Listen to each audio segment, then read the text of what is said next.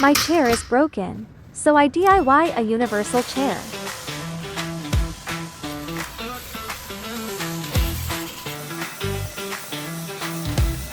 Let's see how I did it. I first made a regular chair out of aluminum profiles. Assemble a chassis, a backrest. Connect them together.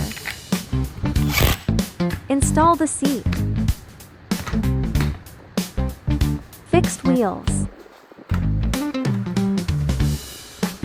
Very smooth, I feel like I was a self-aware ice hockey ball. This chair has become an integral part of my lazy body, but I want to do even better. Maybe I can upgrade to an electric one. Write some code and upload the program to the controller. Then, put a joystick for my chair. Replaced the original wheels with servo motors. Through gyroscope sensor control motor running. Finally, insert the battery.